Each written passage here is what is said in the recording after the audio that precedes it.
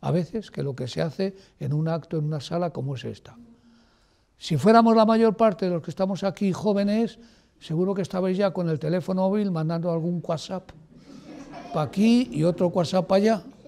Pero como la mayor parte de los que estamos aquí tenemos una madurez, una experiencia y una sabiduría acumuladas, pues entonces no andamos con los teléfonos y entonces nuestras ideas van a estar latiendo aquí por la sala.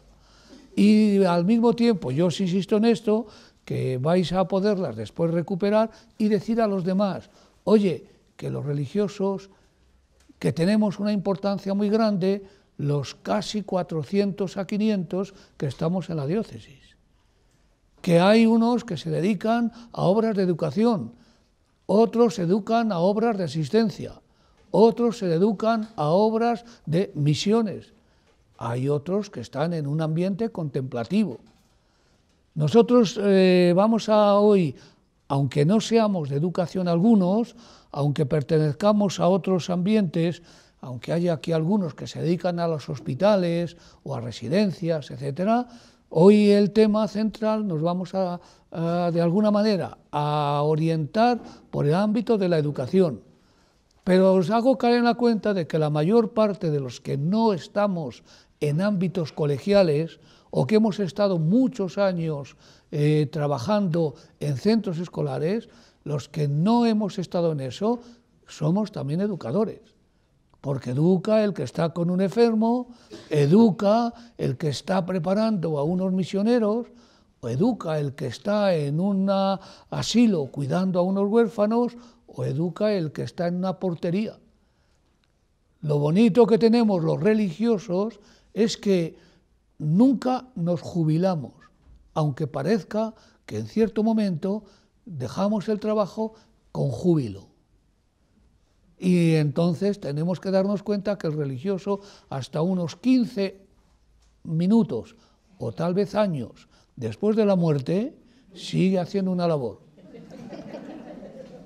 Sigue haciendo la labor de sus buenos ejemplos, de sus recuerdos. Sigue haciendo una labor, por ejemplo, de sus oraciones. O bien, si tenemos cierta base teológica, hay también ese misterio de la comunión de los santos, que aunque la mayor parte pasemos un poco por el purgatorio, muchos no, porque sois muy santos y vais directos, ¿no? Por inocentes o por santos.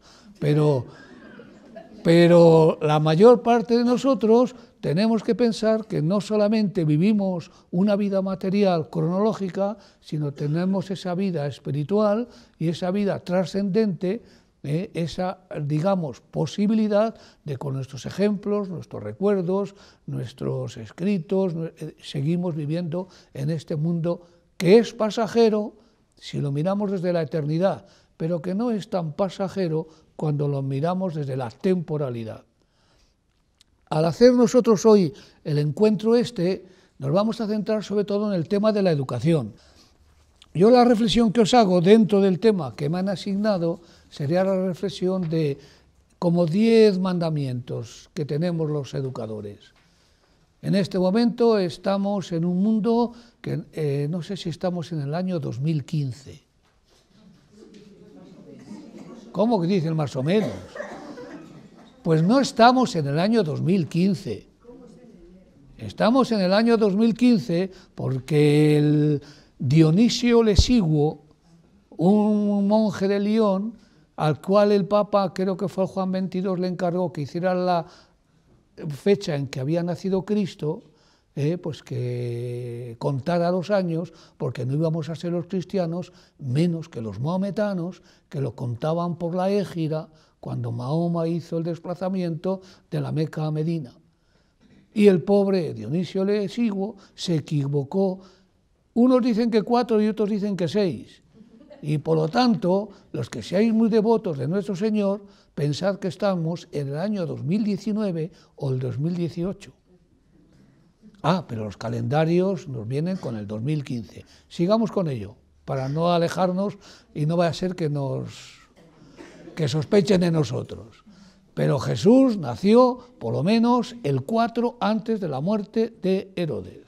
Y por lo tanto nosotros nos movemos en un tiempo muy, digamos, flexible.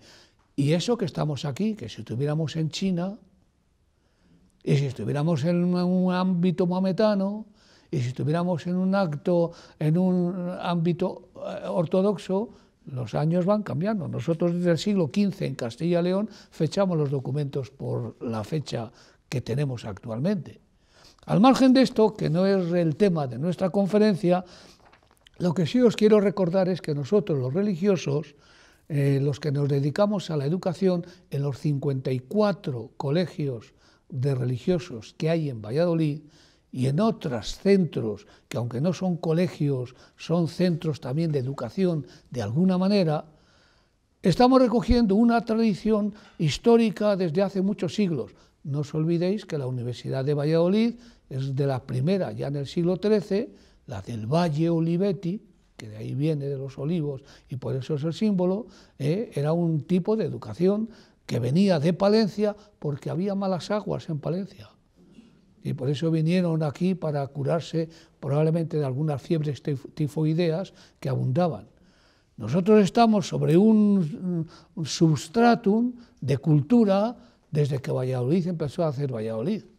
E incluso previamente, muy probablemente, había aquí un centro también de, dicen que si de un señor árabe, no es más que una leyenda, el señor de Olid. Otros dicen que si era de algunas zonas de agricultura que se daba, donde el Esgueva o la Esgueva desembocaba en el Pisuerga, y entonces había un centro, defendía el catedrático de Valladolid, Montenegro, Ángel Montenegro, que si había una zona enormemente rica, y por eso los árabes que tenían el castillo de Simancas, ese que habían hecho sobre una fortaleza romana, las Septimancas, pues que tenían aquí una gran riqueza y por eso tenían muchos caseríos donde la gente hacía muchas cosas de arte y por lo tanto era un centro de cultura.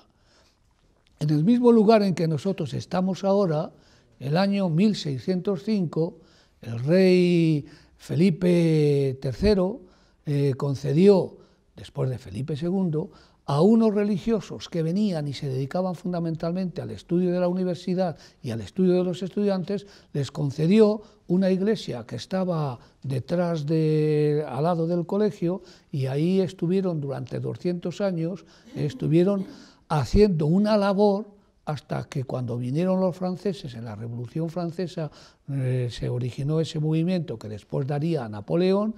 Cuando vinieron aquí no quedaban más que 12 frailes, los frailes de San José de Caracholo, que después tendrían en bastantes lugares de España. Entonces constituyeron este lugar exactamente donde después se fundaría el Colegio de las Hermanas Carmelitas, el primer colegio que fundaron, que tuvieron que cerrar en la Primera República en 1870, pues aquí es donde de alguna manera que estamos nosotros, dieron una importancia muy especial a la cultura. Y el rey les permitió a esos monjes dedicarse fundamentalmente a una actividad intelectual. O sea, nosotros, los religiosos que nos dedicamos a la educación, no estamos en una ciudad moderna y que solamente tiene un presente y no tiene un pasado.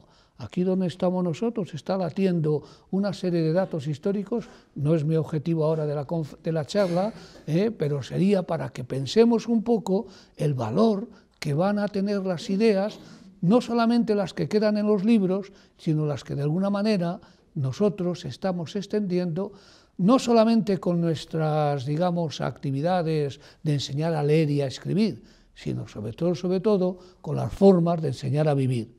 Y por eso, nosotros los religiosos, después de 50 años en que hubo un gran documento, aunque fue pobre en la elaboración, que es la Gravissimum Educationis Momentum del Concilio Vaticano II, y que nosotros los religiosos la mezclamos con la Perfecte Caritatis, que es la de los religiosos y de la actualización de la vida religiosa, pues nosotros tenemos que darnos cuenta de que en un tiempo 2015, en que viene una ola de tecnología que parece que nos desconcierta, tenemos que seguir cultivando esa, digamos, flor de la sabiduría, esa especie de capacidad de entender la vida y no solamente de cultivar los conocimientos para que podamos cumplir ese ideal que llevamos en los últimos 15 años, 20 años, que llamamos el proceso de una nueva evangelización.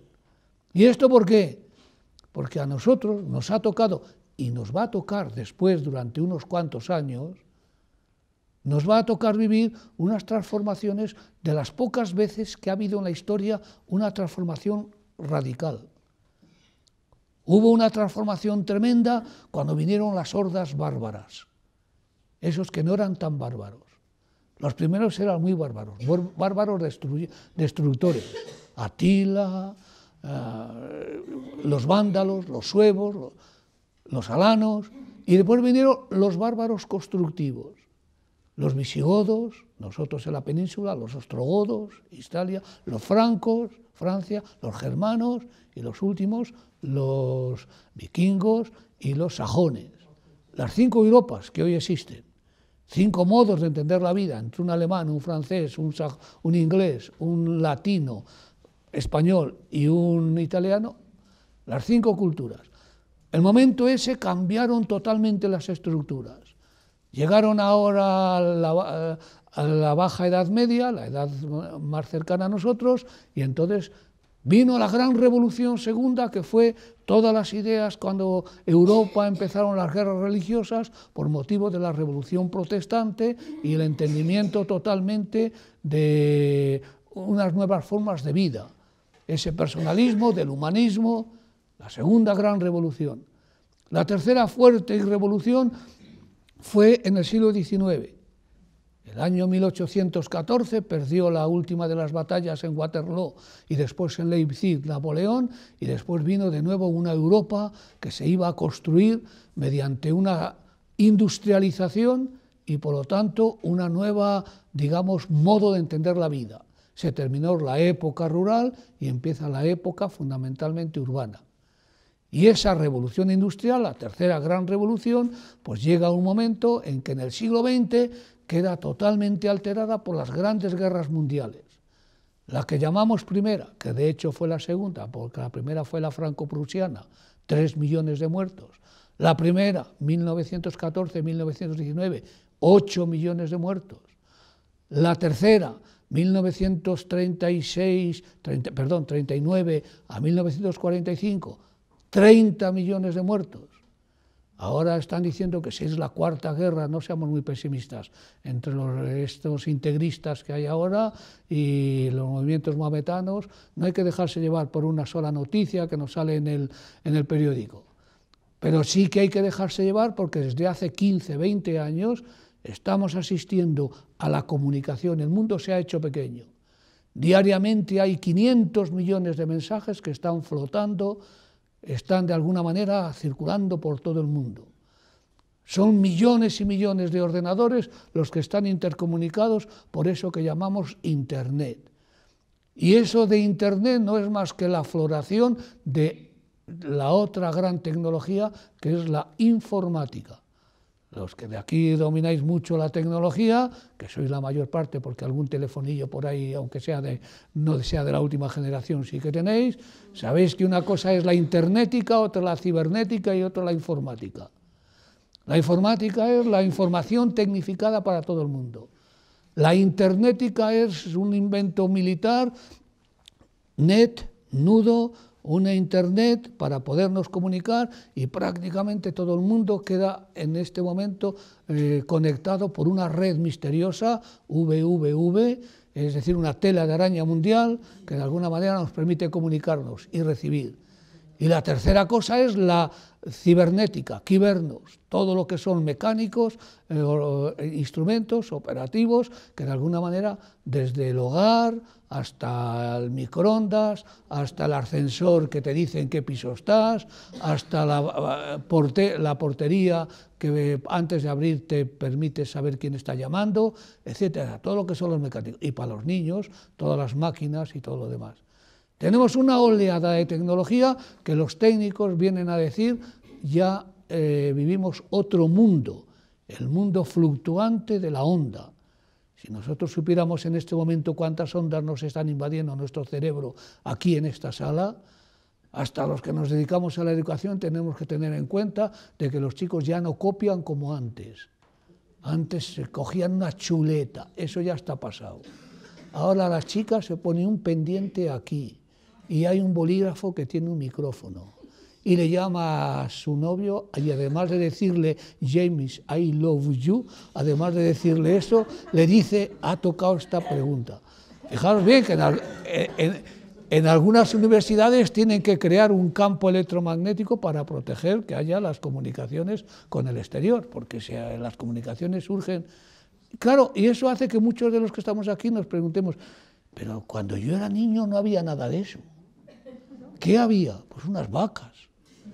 Y con eso, ¿y cómo jugábamos? Pues con más de uno de los que hay aquí, con una vejiga de un cerdo el día de la matanza.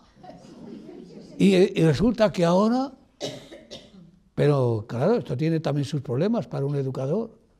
La mitad de los niños de España, cuando han recibido el regalo de Reyes, han llorado.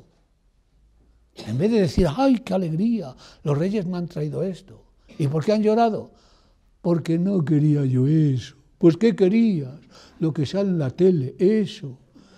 Y resulta que el niño le estamos metiendo en esta vorágine, en este torbellino de nuevos recursos, invitaciones. ¿Quién vive hoy ajeno a la televisión? ¿Quién vive hoy capaz de prescindir de los instrumentos de comunicación que llevamos? Dicen los técnicos que el invento del teléfono móvil ha convulsionado totalmente a las personas. Antes la mujer tenía que llamar a la vecina para que le diera una cosa, ahora le pone un WhatsApp y en un minuto la vecina le baja el pimentón que ya no tiene. Y además le da las gracias mientras está bajando por la escalera. Y cuando viajamos, antiguamente cuando Isabel la Católica venía de Medina aquí, tenía que hacer un descanso casi de un día en Tordesillas porque venía muy fatigada. Sabéis que estaba bastante enferma de algunas enfermedades que están descubriendo que tenía la reina, como las que tenía Santa Teresa, que eran las mismas, un cáncer en el útero de caballo. Y hoy, en 55 minutos, desde la estación de Valladolid a la de Chamartín, se está allí, de tal manera que el que tenga que hacer algo en una hora, vuelve y el media mañana ha ido y ha vuelto a Madrid. ¿Cuántos aviones están volando en este momento en nuestro entorno? Miles. Se calcula que hay unos 55.000 en cada momento volando por el aire. Solamente nos enteramos de uno que ha caído, que le están buscando, pero no nos damos cuenta que hay 54.999 que no se han caído. Y si empiezo a decir cosas de estas, claro, a nosotros nos va a producir una impresión. Bueno, ¿y nosotros como educadores a qué personas estamos educando? ¿Qué será del niño que entra hoy con 3 años en este colegio y va a terminar dentro de 15 con 17, 18? Los chicos que están en segundo de la del bachillerato, cuando se les dice, y cuando estabais, ¡hala! Pues no había esto, pues no había lo otro, no había, se suelen fijar en lo que no había. ¿Y qué es lo que habrá cuando estos que entran a los 3 años? A mí con los chicos de primero bachillerato me gusta hacer una experiencia. Ir en uno de los ejercicios de clase, bajar a los niños de 3 y 4 años y cada uno coge a un niño y que le sondeen a ver lo que el niño siente, piensa y desea. Y después subamos a clase y hacemos una comparación. ¿Cuáles son las diferencias? Y todos se quedan así muy pensativos diciendo, es que es sorprendente. Me decía hace 15 días, me decía un chico de clase, es sorprendente, es otra generación. Y ese chico tiene 18 años. Antes las generaciones eran 30 años o 40. Hoy las generaciones son 10 años, 12. Y dentro de poco, ¿qué es lo que tendrán? ¿Qué es lo que viven? Y claro, eso para nosotros nos plantea un tremendo dilema. ¿Podemos seguir nosotros educando como nos educaron a nosotros? ¿Podemos nosotros cultivar los valores que de alguna manera a nosotros nos dieron? ¿A qué niño hoy le suena la hucha? Sí, si mete monedas hace así, le suena. Pero eso de ahorrar, que es lo de la hucha, eso, algún padre por ahí se le encuentra y a lo mejor le dice el hijo, como le decía uno de aquí a su papá, papá, ¿para qué va? Pequeñito, el chico, de tercero de la ESO me parece que era, papá, ¿para qué vamos a ahorrar si la moneda se deprecia? O sea, pues lo mejor será gastarlo, porque es la vida que a nosotros nos toca vivir. Y esto nos plantea un problema. Y en el orden de lo religioso, ¿qué hacemos nosotros en los colegios? ¿Podemos seguir educando como nos educaron a nosotros? ¿Podemos nosotros enseñar la religión en las clases como nos enseñaron a nosotros? O a lo mejor tenemos que buscar otras dinámicas para que esos chicos salgan como tienen que salir. ¿Y cómo tienen que salir? ¿Con una evangelización proselitista o con una evangelización testimonial? Porque ahí está lo grande para nosotros. Nosotros hemos vivido un cristianismo, la mayor parte de los que hay aquí, por lo que veo por las caras, no andan mucho con lo que andan los chicos de ahora. La mayor parte de los viernes no vais a la discoteca, ¿no? Y tampoco tomáis calimocho, ¿no? Y entonces, si estos chicos viven otra cosa, nosotros, ¿cómo les podemos educar para que realmente vivan los valores del Evangelio? La oración, el amor al prójimo, el sentido de la penitencia, para que entiendan los textos evangélicos como los hemos entendido nosotros. Hoy se está haciendo una crítica muy fuerte a los colegios nuestros religiosos, porque los chicos que salen de nuestros colegios, que no son creyentes, ¿quién tiene la culpa? Los padres, la sociedad, el progreso, y tú, y yo, y cada uno de los que estamos aquí. Hemos sido sensibles a las transformaciones vertiginosas, a esta vorágine que nos arrebata. Yo, en el sentido de los cambios que tenemos, siempre he sido muy positivo, muy optimista. Nunca hemos vivido mejor que hoy. Nunca ha habido más cosas buenas que hoy. Los que andan hablando mal de los jóvenes, nunca los jóvenes han sido mejores que hoy. Lo que pasa es que hoy, cuando pasa una cosa, enseguida nos enteramos. Cuando hay un acontecimiento, una aberración, una salvajada, todo el mundo nos... Hoy nos asustamos lo que dice el periódico de esta mañana. Una niña en África la hacen una bomba para que vaya, y es la segunda que van metiendo los integristas radicales que están por allá por Nigeria. Una niña de 10 años. Y en la otra parte del mundo, un niño de 10 años le preparan para que con un revólver dispare a dos a la cabeza directamente, y decimos, qué horror. ¿No pasó eso miles de veces en tiempos pasados? Lo que pasa es que entonces no nos enterábamos, pero las aberraciones de las grandes matanzas, los grandes genocidios que se han dado en la historia, hubo momentos en que mataron a kurdos 2 y 3 millones.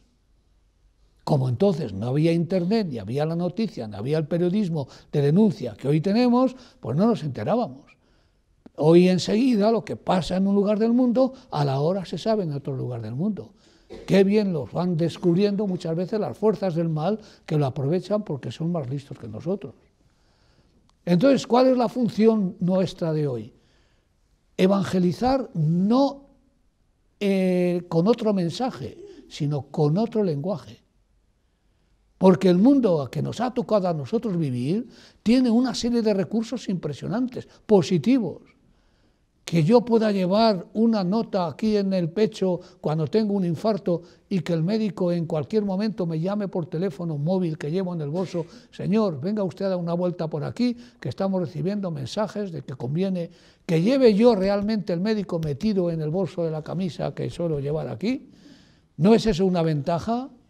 Que yo pueda de alguna manera comunicarme con cualquiera para decirle lo que de alguna manera él necesita, o lo que él puede necesitar de mí. La Iglesia en este momento está pegando un cambio enorme. Eso de saber que también el Papa tiene su red social donde entra en Twitter, 600 millones también de gente pone todos los días las 135, me parece que son, palabras que puede poner en Facebook. Las redes sociales, Están totalmente inundados. Son 135, ¿cuántos? 140. Esta hermana es joven. Esta hermana también sabe mandar un mensaje a las chicas que ella tiene en su residencia para decir, oye, no te olvides que tienes que ir a misa mañana. Y se lo dice en broma. Y la chica, que no es mala del todo, dice, claro, hermana, gracias. Tenemos otros medios de comunicación, por lo tanto tenemos que de alguna manera aceptarlo. ¿Cuándo en la historia un papa puede llamar por teléfono a uno que le ha escrito una carta de 4 pliegos y decirle, he recibido tu carta, soy el padre Jorge? Y el hombre se queda todo desconfiado. Padre Jorge, yo no conozco ninguno. Vamos a ver, es que soy el Papa Francisco. Ya. Y se quedó en silencio. Y el chico alucinaba. Pero ¿cómo? Cuando un papa con su móvil, que lo tiene, ha marcado el número que ha pedido, o que tal vez se lo puso una carta, y se ha comunicado con él para decirle, estoy sumamente dolorido, lo he leído varias veces tu carta y me avergüenzo mucho de lo que te ha pasado. No dejes de ir al arzobispado y habla de mi parte con el arzobispo. Y esto no lo ocultes, hay que decirlo. Son gestos que de alguna manera impresionan. Ayer mismo el Papa Francisco iba a un sitio allá en Filipinas, donde han estado escondiendo a los niños de la calle, que hay en abundancia, y él ha dicho que es lo más bonito de su viaje, ir a este hospicio de niños abandonados y poder estar un rato con ellos, y viene en la prensa, la mayor parte lo habéis visto, 2 niños que están sentados en sus rodillas. El Papa se ha dado cuenta que tenemos actualmente, no olvidéis que es jesuita. El Papa se ha dado cuenta que en este momento estamos en una especie de espiral de una nueva época que viene. Y nosotros como religiosos no podemos decir la vida religiosa se termina. Oye hermana, que la vida religiosa se termina. La vida religiosa lleva 2000 años. Empezó con los eremitas solitarios, siguió con los cenobitas, los comunitarios. Vino San Basilio, y vino San Benito, Oriente y Occidente, los monjes. Vinieron las oleadas diversas y después vinieron las reformas, el Cluny, el Cister.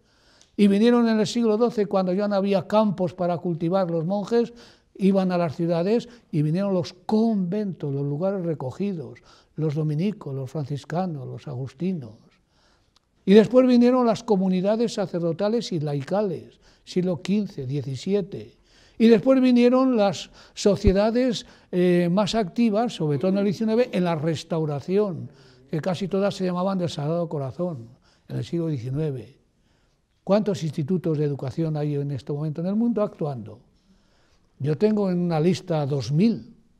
Hay un diccionario fabuloso de Italia que ha sacado San Pablo, las Paulinas de Italia, de 10 volúmenes gigantescos, y hay unos 2000 que en este momento siguen teniendo más o menos. Para que venga un obispo de España a decirnos, los frailes y las monjas ya sobran, ahora les corresponde a las ONGs actuar. Por favor, señor obispo, no sea usted cabezota, hombre, que aunque sea obispo puede usted decir gansadas de ese calibre. Dentro de 20 años seguirá habiendo, dentro de 40 seguirá habiendo, dentro de 80 seguirá habiendo, más o menos. El número es lo de menos, con 12 que eran unos tarugos, menos uno que era administrador, Judas, y el otro que era escritor, San Mateo, con 12 tarugos hizo el mundo. Con perdón de los apóstoles, no se lo digáis, pero vamos, en este momento, ¿cuántos somos en el mundo? En este momento, ¿qué media de edad tenemos? Y hay algunos de los que están aquí presentes que también miran así como diciendo, qué pena, esto se termina. Los que hemos tenido suerte, de andar por otros países, yo, 30 años, he ido los veranos a dar cursos por América, y siempre lo que más me ha impresionado es que vas a misa y está llena de jóvenes. Yo digo, si esto se diera en Valladolid, salíamos en la prensa. Vendría enseguida el de medios visuales de la diócesis, Ángel, y sacaría enseguida una misa. Los jóvenes van a misa. Y he visto las iglesias llenas de jóvenes. Claro, son pueblos jóvenes. Fíjense que si se aplicara a la mayor parte de esos países las leyes de educación de España, prácticamente la mitad de la población tenía que ir a la escuela. Porque es una población, no olviden que cuando empezamos el siglo XX éramos 2.500 millones en la Tierra, cuando empezamos el siglo XXI éramos ya 6.000 y en el 2015 somos los 7.000. Y no olviden que para el 2040 llegarán probablemente, ¿a cuántos? Si cogen el proceso de incremento, llegaremos a lo mejor hasta los 10.000, 12.000. Pues no hay dinero para ellos, no hay comida. Entonces hay que hacer lo de Malthus, ensayo de la población humana. En la mesa de la humanidad, como no hay comida para todos, hay que eliminarlos como sea, antes o después del nacimiento, literalmente. Pero no mientas, Malthus, Teodoro Malthus, que lo que hay actualmente en el mundo, de alguna manera puede alimentar no solamente a 10.000, 12.000, sino a unos 20 y tantos mil. Y eso con lo que hay, que si encima usamos el petróleo para hacer chuletas, que se puede hacer, que son hidrocarburos, que se hace. En París hay una carnicería que vende chuletas de petróleo. Pero qué asco, ¿qué dice? Pues coma, verá usted si cambia de idea. O sea, con los medios, y eso que no nos ponemos a explotar el mar.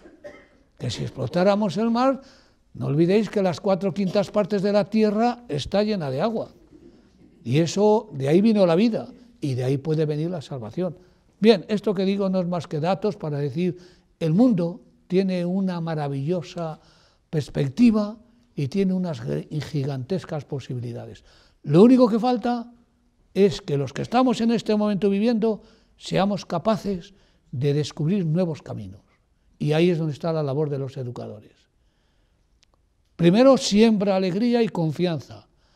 El niño que tienes en tus colegios no tiene historia, no tiene más que futuro. Entonces, no le siembres problemas, porque el que siembra vientos recoge tempestades. Siémbrale razones de esperanza. Es que hay mucho paro. ¿Cuándo no ha habido paro? Si fueran a aplicar las leyes que tenemos en España, en toda Latinoamérica, el 90% estaría parada. No tiene seguridad social, no tiene vacaciones, no tiene, claro. Y hay ambientes o lugares en donde de alguna manera, evidentemente que hay mucha pobreza, pero también hay mucha riqueza. Lo que falta a lo mejor son cauces para repartir, porque la solución del mundo no está en el dinero. La solución del mundo, como siempre, está en las ideas. ¿Y quién tiene las ideas? ¿Los listos? No, todos, también los torpes. ¿Los que tienen ahora una actividad docente y están en clase? No, también nosotros, los que a veces no estamos en clase. Y podemos ayudar a montones de gente para que ir abriendo los ojos a la nueva realidad que nos viene. Y por eso cuando en el tema, que después podéis leer los que tengáis mucho interés, en el tema que tenéis ahí escrito, leáis un poco lo que es la nueva evangelización, será cambiar de alguna manera el entusiasmo. ¿Qué significa entusiasmo? La alegría. No, entusiasmo no significa alegría. En Zeus, en Dios, en Zeus, en diosamiento. Cambiar el pesimismo en entusiasmo, es decir, en comunicación con lo trascendente para ir abriendo caminos de esperanza. El que vaya de alguna manera sembrando tristeza, va sembrando fronteras, bloques, muros. El que vaya sembrando alegría, va sembrando esperanza, va sembrando confianza. Los niños y los jóvenes que pasan por nuestros centros tienen que mirar el futuro con cierta alegría. Y hoy tenemos todos la tentación del desánimo. Y tenemos nosotros muchas veces en nuestros institutos religiosos, todos los que estamos aquí representados, una especie de miedo a lo que va a pasar. Nos extinguimos. No tengas miedo. Si Dios quiere, de alguna manera seguiremos. Porque Dios tiene caminos muy distintos. El fundador de mi instituto religioso, Juan Bautista de la Salle, lo digo como ejemplo porque fue el primero que hizo centros educativos solamente de laicos. No quiero gente que vaya a las sacristías, quiero gente que se dedique a las clases, porque la clase exige una persona íntegra. Él había ayudado a las religiosas del Niño Jesús y después hizo a los hermanos de las escuelas cristianas. Cuando, que era muy rico, quiso dedicar todo su dinero a fundar escuelas, el beato que hoy es, que era religioso mínimo, padre Barré, Nicolás Barré, le dijo, uy, si usted funda las escuelas no durarán, desaparecerán pronto, como todas las obras humanas. Si usted pone las escuelas en las manos de Dios, la providencia no falla.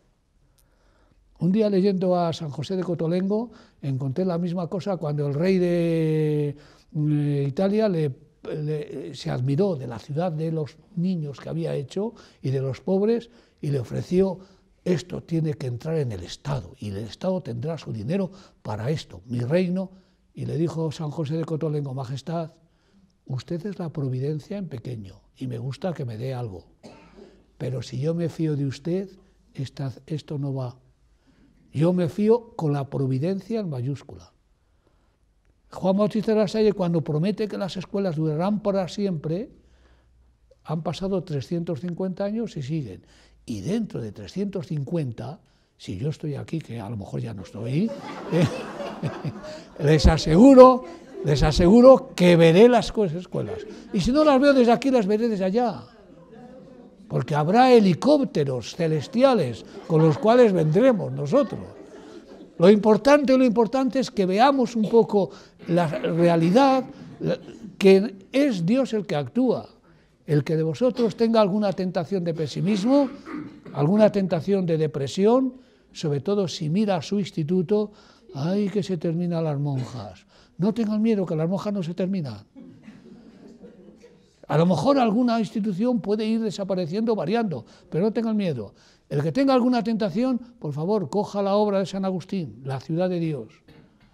La historia la escribe Dios con su dedo. Nosotros los hombres vemos solamente páginas sueltas. Dios escribe toda la gran obra. La ciudad de Dios es un canto a la historia de la humanidad que va pasando, y no olviden que San Agustín en ese momento estaba anunciando la primera gran revolución de Europa. Los bárbaros que venían, y cuando él murió, allá estaba rodeada la ciudad por Genserico, me parece que era. Por eso nosotros, una de las cosas, y yo voy a ir terminando porque se me termina el tiempo que teníamos, pues si acaso alguno quiere hacer alguna pregunta de las que hay en la hoja esa moradilla que les he puesto.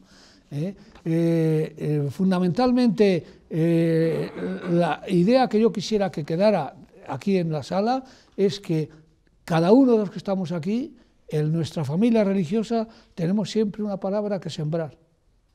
No podemos simplemente resignarnos a ver la televisión, ni podemos resignarnos solamente a quejarnos del frío, ni podemos tampoco decir, si es que ahora ya no tenemos casi nada de dinero, nos vamos a morir de hambre. No tengan miedo, de hambre no se muere nadie hoy entre nosotros. Cada uno de los que estamos aquí tendríamos que sacar como consecuencia, en este mundo que nos ha tocado a nosotros vivir, tenemos mucho que hacer. Seguiremos rodando por la historia y seguiremos haciendo de alguna manera lo que Dios espera de nosotros. ¿Y qué espera de nosotros? Atentos, que esto es muy importante. La escuela cristiana, la educación cristiana, las actividades de educación han ido pasando por tres grandes etapas. La etapa de la misericordia, la etapa de la suplencia, cuando nacieron como obras de caridad, porque nunca los reyes ni los estados pensaron que podían tener que dedicarse a sostener escuelas. Eso era una obra de enseñar al que no sabe, de misericordia. La etapa de la misericordia, la etapa de la suplencia, en el siglo XIX empezó con la etapa de la competencia. Tenemos que tener buenas escuelas, mejor. Nosotros, los de esta institución, mejor que la otra. Un poco la rivalidad. Y en los colegios hemos estado minando con mucha frecuencia nuestro centro. Y Thomas Merton, en su libro sobre los religiosos, dice: con frecuencia los religiosos miran mucho a sus casas y no a las del vecino, y les pasa lo que a las vacas. Cuando una vaca mira al prado ajeno, empieza a enflaquecer. Cuando una vaca mira solo a su prado, empieza a enflaquecer. Y cuando mira a los demás, entonces es cuando es capaz de encontrar pastos.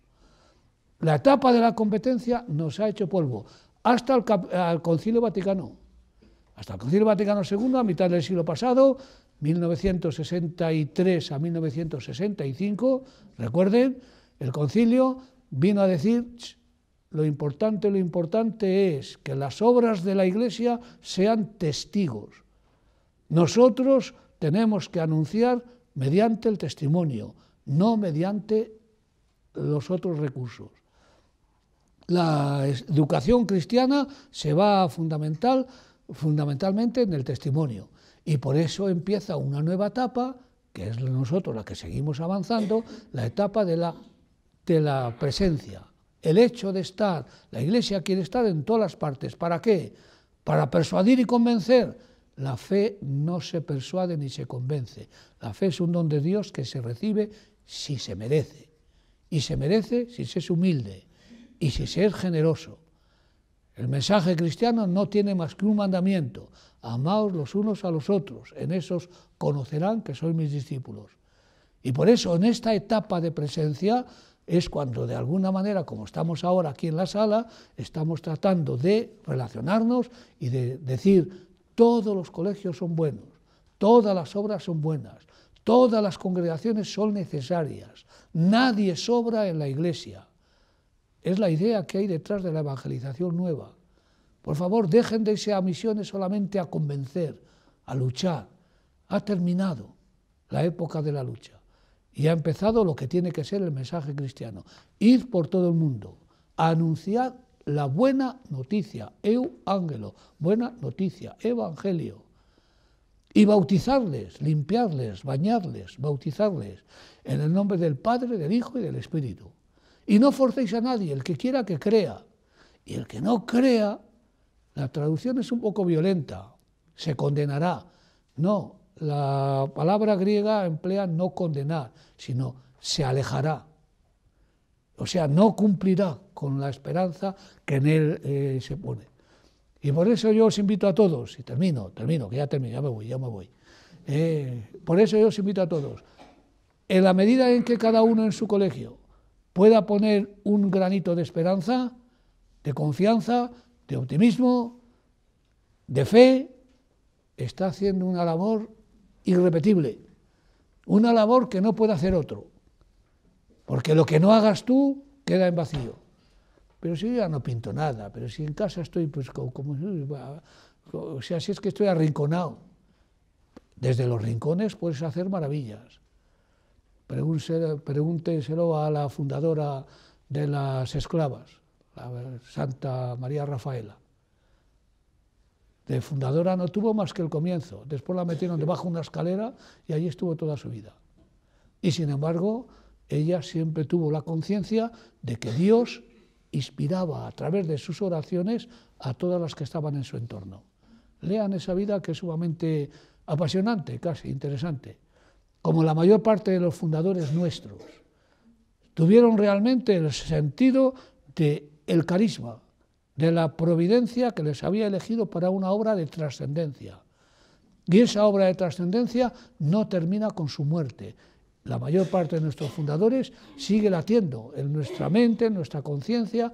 A veces nos limitamos solamente a citar unas cuantas frases y no somos capaces de entrar en el fondo de su espíritu.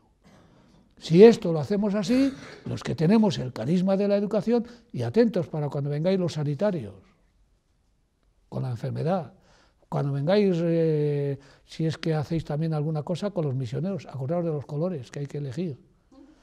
Es decir, tendremos de alguna manera que cultivar entre todos una nueva iglesia, porque la iglesia que ha habido muy jerárquica, mirad a ver si lo del Papa actualmente no es un gesto providencial y pasa lo que pasó con Juan XXIII. cuando convocó el concilio. Todos los cardenales se le pusieron delante y les tuvo que decir, pero bueno, ¿quién es el Papa? El Papa soy yo, ¿no?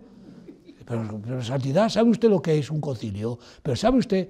Y dice, sí, he leído el código canónico, dice que el que lo convoca soy yo, y yo lo voy a convocar. Pero Santidad, pero que es una barbaridad, pero que ha venido el Espíritu Santo y ha hablado conmigo y me lo ha dicho. Y al cardenal Bea, que decían muchos, vea culpa, vea máxima culpa, el cardenal Bea tuvo que humillarse y decir, bueno, si lo dice el Papa será porque Dios lo quiere. Y miren la que organizó. Empezó el concilio y el buen Papa Juan XXIII, aquel que rompía todo el protocolo, pero no me ponga la capa, San Pedro, que estamos en verano, yo soy gordo y sudo. No me... Aquel Papa que dijo un día que marchaba a Jerusalén, pero Santo Padre, ¿pero qué dice? Que sí, que he hablado con teléfono con Atenágoras IV y somos amigos y voy a ir a verle. Pero que hace ya 800 años que no hay relación. ¿Y qué importa? Si yo soy amigo de él. O me sacáis vosotros el pasaje o le saco yo, allá vosotros. Y se marchó y empezó todo el movimiento ecuménico gracias a... Bueno, pues atentos a ver, porque a lo mejor el Papa Francisco nos va a pegar alguna sorpresa. Bueno, nos las está pegando, porque, por ejemplo, ya no quiere vivir en el palacio. Pero ¿cómo me vais a meter aquí? Les dijo. Pero si aquí caben 200.